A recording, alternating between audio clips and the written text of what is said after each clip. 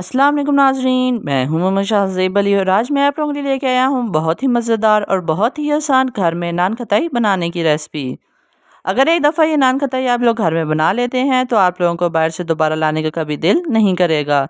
ये घर में ही इतनी मज़ेदार और ख़स्ता बनाई जा सकती हैं कि आपको बाहर की नान खटाई खाने का दोबारा दिल नहीं करेगा। तो चलिए देखते हैं ये मज़ेदार सी नान खटाई घर में किस तरह बनाते हैं। इसको बनाने के लिए हमें किन चीज़ों की ज़रूरत है और इसको बनाने के क्या स्टेप्स हैं। तो चलिए शुरू करते हैं आज की ये मज़ेदार सी घर में नान खटाई बनाने की वीडियो। बिस्मिल्लाहिर्रहमानिर्रहीम।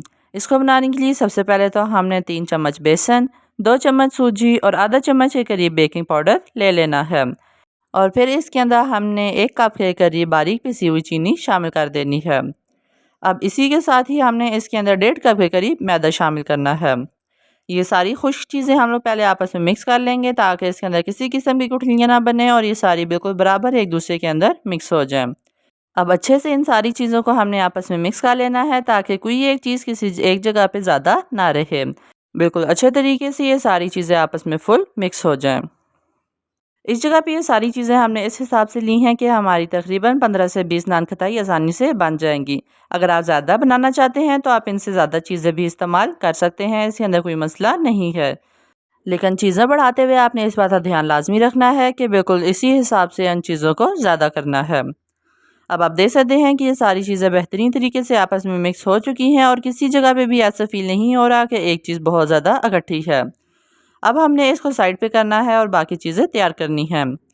इसी के साथ एक बाउल के अंदर हमने तकरीबन 1 कप के करीब घी लिया है जिसको तकरीबन आधे घंटे के लिए हमने फ्रिज में रख दिया था। आप देख सकते हैं कि ये अच्छे तरीके से जम चुका है। तो अब हमने किसी चीज़ की मदद से इसको आपस में ही मिक्स कर लेना है ताकि ये फुल घी नरम हो जाए। इस जगह पे हमने देसी घी का इस्तेमाल किया है। नान खटाई बनाने के लिए देसी घी इस्तेमाल किया जाता है, सादे घी से इतने मज़े के नहीं बनते। इस घी को जमा के नरम करने का फ़ायदा ये होगा कि बाद में हमें इसको मिक्सिंग करने के लिए किसी किस्म के दूध या फिर अंडे की ज़रूरत नहीं पड़ेगी। सिर्फ इस घी की मदद से ही हमारी पूरी डो नान खटाई के लिए तैयार हो जाएगी।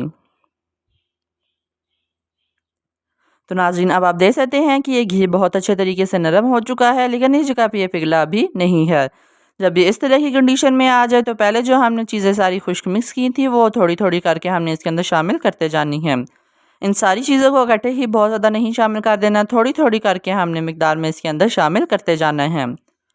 अब हमने इन सारी चीज़ों को जिस चीज़ की मदद से हमने घी को नरम किया है उसी की मदद से ही थोड़ा सा मिक्स कर लेना है, लेकिन फुल हमने इसी मदद से इसे गूंदना नहीं है।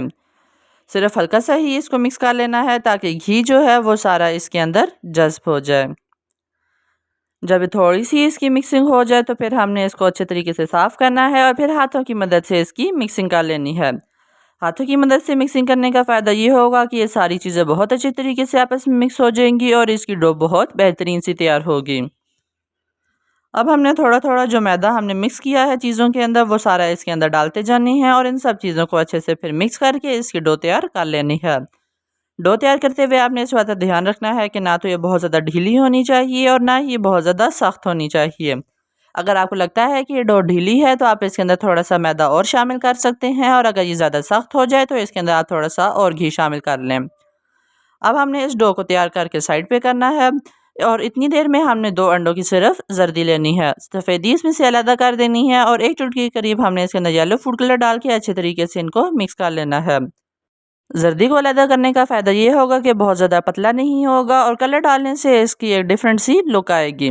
अब अच्छे से हमने इसकी आपस में मिक्सिंग कर लेनी है और आप देख सकते हैं कि कलर इसके अंदर बेहतरीन तरीके से मिक्स हो चुका है। इसके बाद अब हमने एक तवा लेना है जिसके ऊपर हमने घी लगा लेना है। बहुत ज़्यादा नहीं लगाना, सिर्फ हल्की सी ग्रीसिंग करनी है।